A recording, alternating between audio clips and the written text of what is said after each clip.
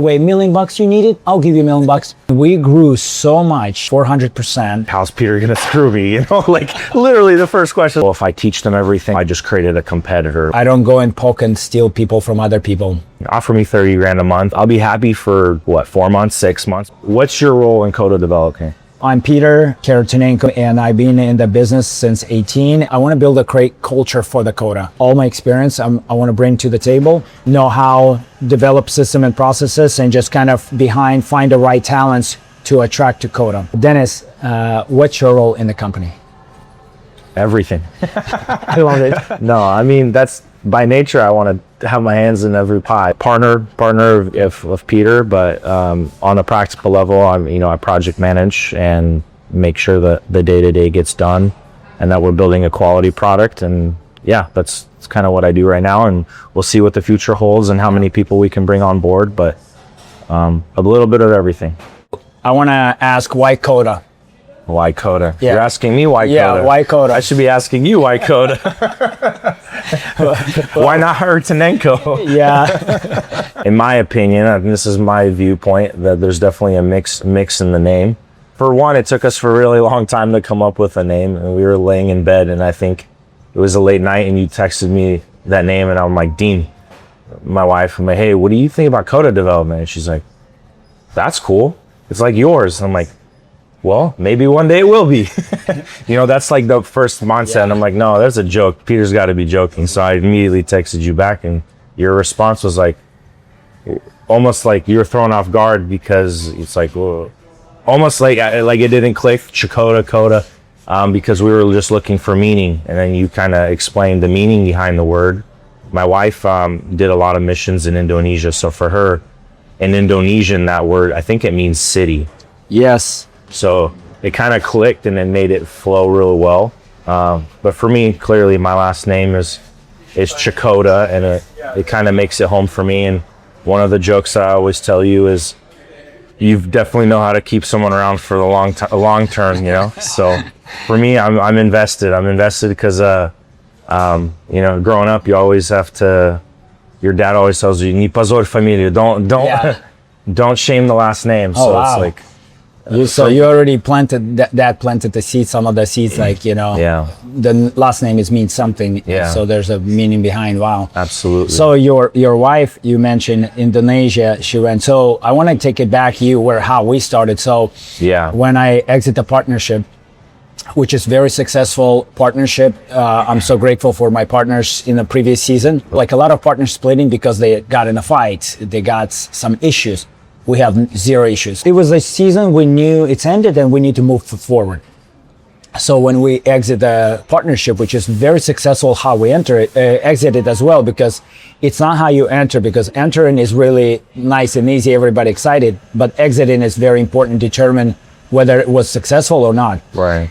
So we exit that, and Ivis in my office, I love the guy, he's amazing, smart, intelligent, and AI is a tool. So he started using AI, like, hey, come up with a name, and we need development company. For 6 months, Dennis, 6 months, we're looking for the name. Wow. He brought up the names, and I said, because it's AI, there's no life in it. There's no life in it. I'm not gonna buy it. There's even like cool, like the way it sounds. I'm like, no, because it's AI, I'm not gonna take it. And it wasn't because I wanted something meaning. What is the meaning of the name? So for me, the name means, like when I name my girls, it means something deeper. Yeah. The same thing for the company. So I was like, it's gonna be story. What story I'm gonna say? Oh, ChatGPT come up with this and I'm kind of flowing this? I'm like, no. And so there was a tension that we have project coming up, and we give to our previous partnership for them to build it. And next batch coming up, I was giving me a 1 month. He said, I'm giving you 1 month. We either need to tell the Acre Development that they're gonna be developing the projects, or you come up with the name and you start the partnership. I was like, okay, put on the calendar, put on the whiteboard. So he put on the whiteboard. Put a fire under you. And one of the rules that I play by and live by, I don't go and poke and steal people from other people.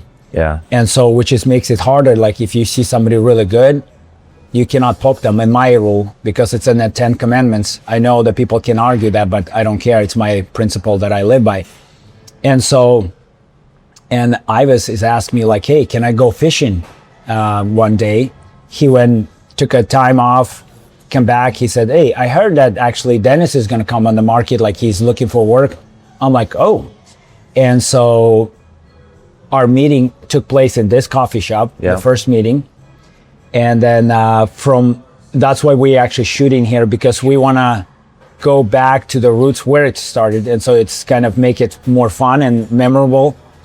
And so we are in the Brewed Coffee. It's actually amazing place. Great owners let us shoot here. And so it's a great customer service here. So the name came about, like, so what's the name is going to be? So we already met, we already start talking. You said, okay, I'm interested. We come up to the somewhat agreement, but now name.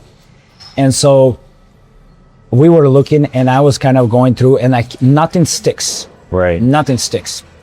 And then Ivis actually came up with a Coda.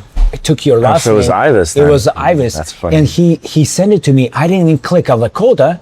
It sounds to me Japanese. Yeah. And I thought, I love Japanese. Like, I love everything made from Japan. Like, I used to be like big fan. I was like, anything Japan, I'm going to buy it. Like, I know it's good quality. In Japanese language, actually, general meaning, happiness, peace, great, strong, thick, solid foundation. In Japanese. So your wife, which is, I love the story, goes back to your wife because that was her first mission trip, right? She did. She did a long time in Indonesia. How it's connected, it's interesting, like in DNA to your family, because Dina, now your wife, it's going to DNA to your family.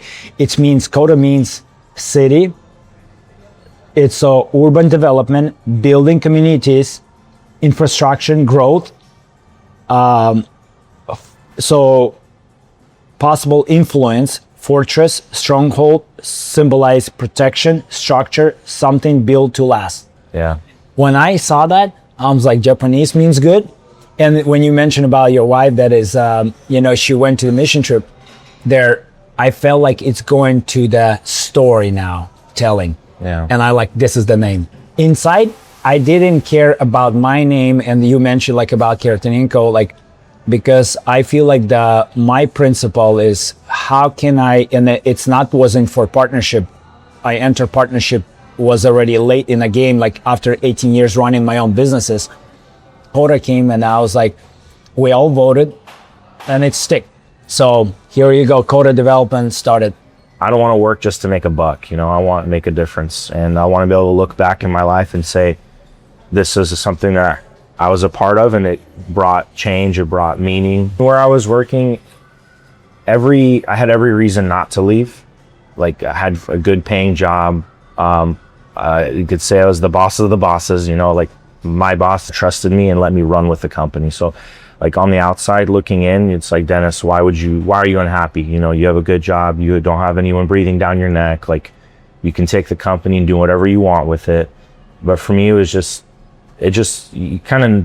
get this internal feeling of when something is done, like end to a season or whatever you may call it. Yeah. And I just found myself extremely unhappy, and it wasn't about the paycheck. Clearly, everyone wants to make good money. Right. Everyone wants to have something to leave for their children. But it got to the point where it's like, okay, offer me 30 grand a month. And yeah, it's going to be happy I'll be happy for what, 4 months, 6 months, maybe a year. But then the frustrations and everything that I was dealing with would honestly just come back up. My wife started praying, and honestly for over a year of just like this inside turmoil of like, what am I going to do? Extremely unhappy.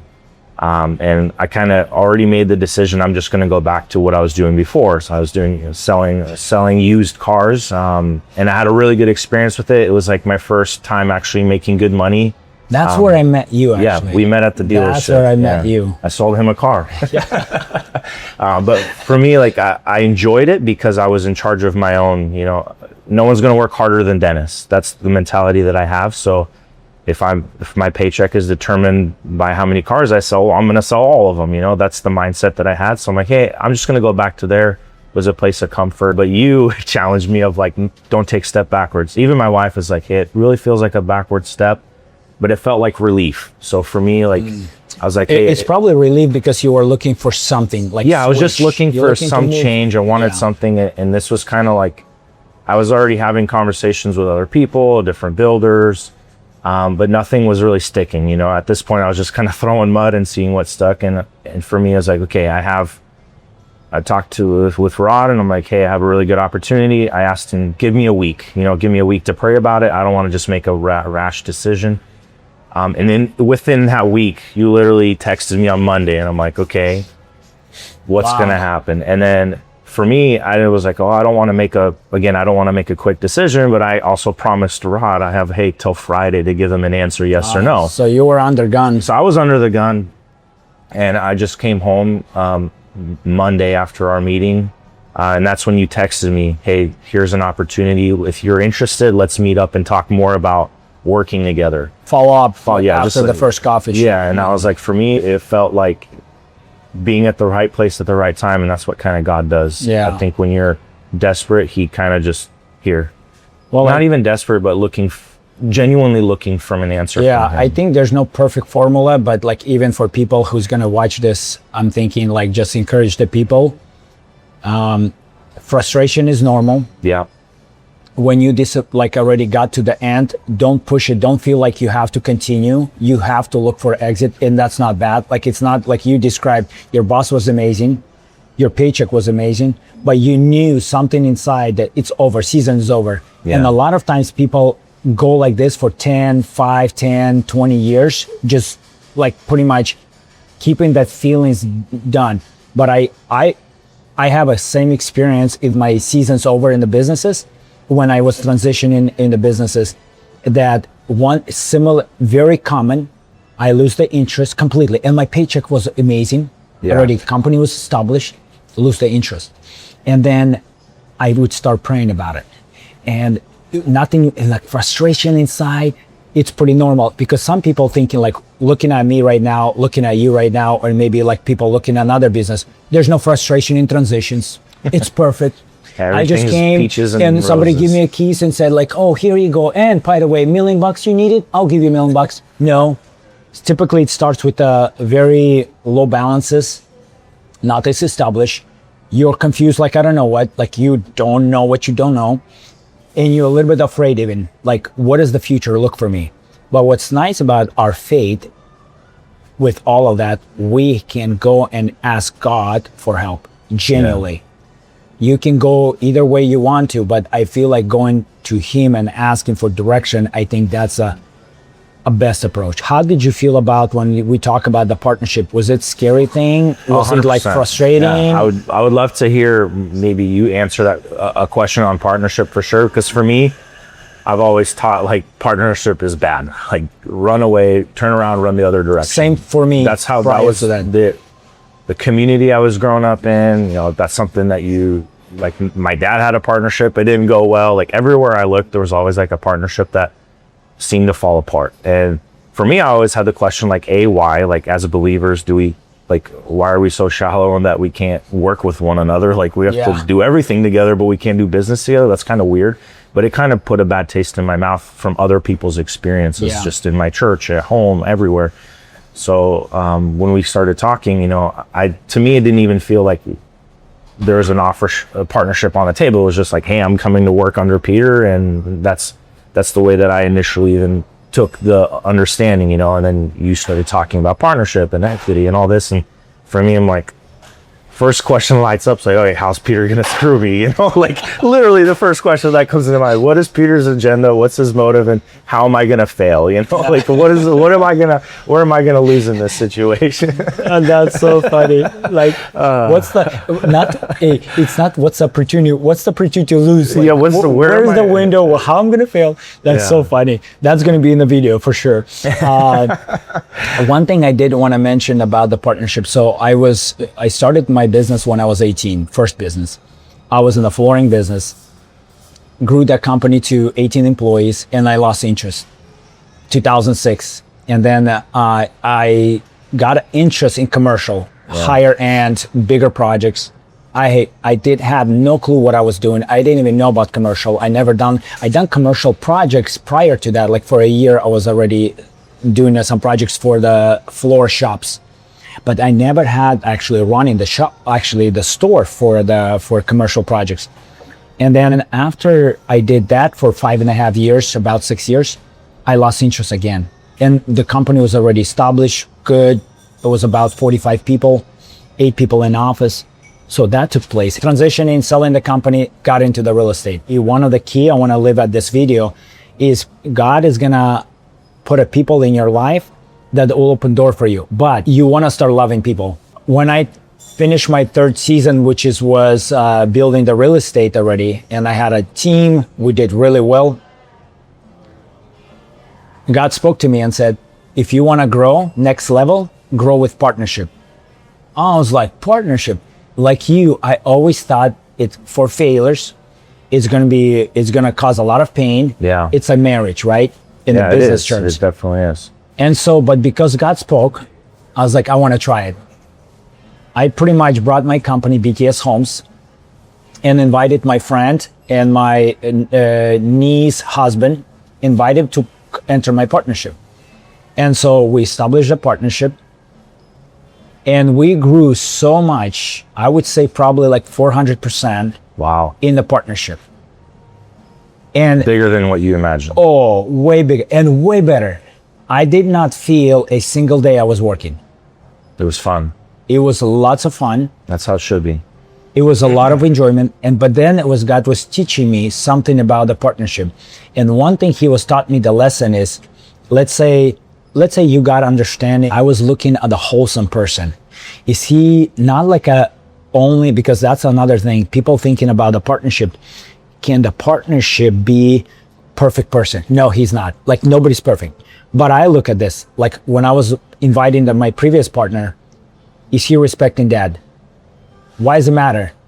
If he doesn't know how to respect older, he most likely gonna have a fight with you as well. And it doesn't matter if you're older or he's older, there's a pride behind that. So that's to me matter. Is he good with the money? Financially, like, is he like, all of these things small matters. Nothing to do with your business. Like, I don't even care if you know the business or not, because the trait can be learned. Yeah. But you cannot change the character. If Bear can drive on the bike for a circuit, like the person can learn anything, literally anything. Yeah. As long as there's a passion, there's an interest in that. There's drive. Drive, person can learn anything. So sure. To me, that was always list, but the partnership is really strong. So anyway, that's a partnership why after God gave me the revelation, I'm not afraid to enter partnership. And when I exit, it's also important how you exiting. So I learned that when we entered, let's say dollar amounts, we started, let's say with $1 million. Okay, great. With $1 million, that's your baseline. And you exiting, let's say times 5, exiting with $5 million, that's a blessing. Now, why partnerships is breaking? At one point, people grow and they want to grow different direction. For example, in my way, so when we were splitting up, we made agreements, they buy me out, and then we kept the projects for next almost 2 years. Even right now, we still have on the books projects together because we honor each other, because there's a trust. We didn't break any single contract. We honor to the end, like, okay, let's finish it. And to show also, I want to be, and I know his heart as well in the right place. He want to show and model like you can exit the peaceful way.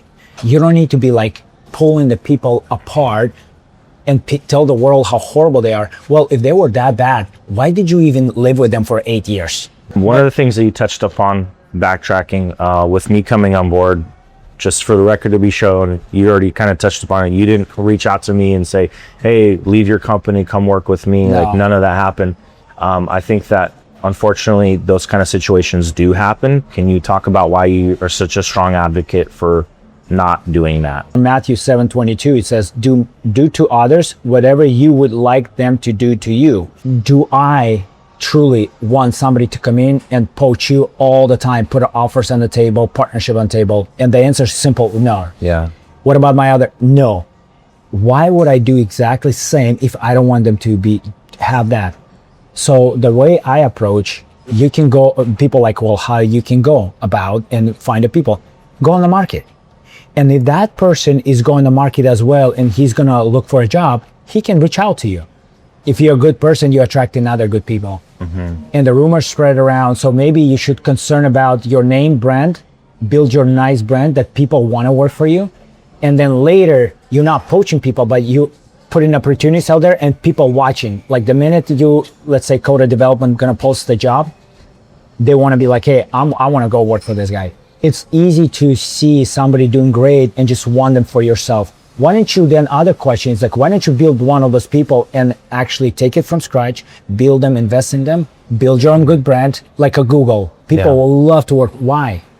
Because they're a really great company to work for. They provide a lot of amenities, culture. So anyway, so that's my take on that.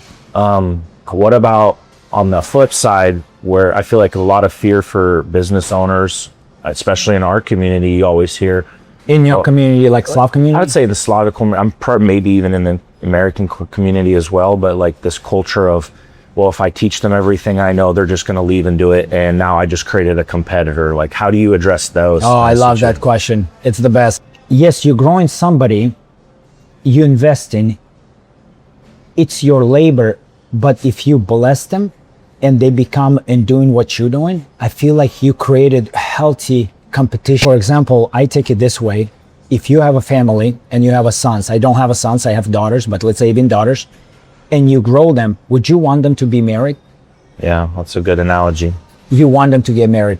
And so if you want them to be married, why don't you want your employees to go? Again, without evil. If the person backstabbing you, that's on them. Yeah. But let's say at one point, and I believe there's a partnerships forever, like there's a forever. But let's say it's not, and the person is grew and he learned. I think our position as a partners need to bless them, release them. You know what happened to me after I blessed and released Dima? He became my almost like a younger brother. And when the last time he reached out to me, this has already been almost 5 years. He's reached out to me 2 days ago, asking me for advice, more advice, more. I give him everything. He comes to my office, my books are open for him. I took him as a family. I want him to succeed. And I don't see a threat, because if he's going to be building, I'm building, and you're going to building another person, great community. We could building a great community. Now we have each other back. There's so much work out there. I cannot handle it, even a 1% in Portland, Oregon. Like, I don't think I can handle 1%. Can I give another share to 2% to my other people and just take it somebody else and grow? So after he left, Daniel came, he grew, he left, you came. There's so many great people. And I feel like it's opportunity now. I'm in a great relationship with Dimitri. I'm in a great relationship with Daniel. And now I have another person. yeah, And now I'm so happy that they are thriving as well. So now we have a healthy community. That's mean healthy families. When you are very, like, let's say, I don't want to use the word shallow, but small-minded. Yeah, What's all only about you. What's only for me? yeah. Really? How big is the market? Billion dollar market. Huge. You cannot even bite it. Your mouth needs to be surgery up to here, and then you're not gonna even fit it. Yeah. So to me, I challenge people to think bigger. Understand that you, on the end of the day, we gonna end our journey. What did you left behind?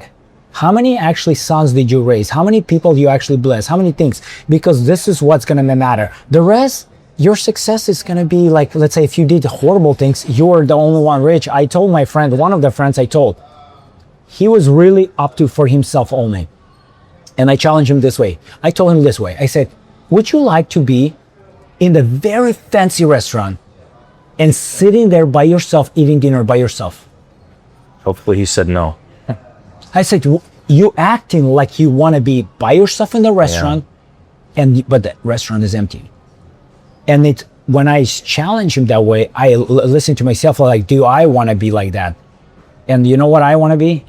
Full of people, successful people, my friends, and maybe my community, sitting in a restaurant and we all eating together.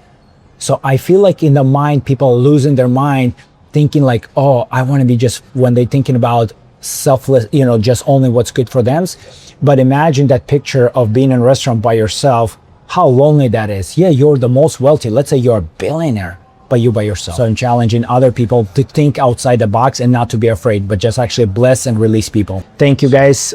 We love doing this. More to come for Coda.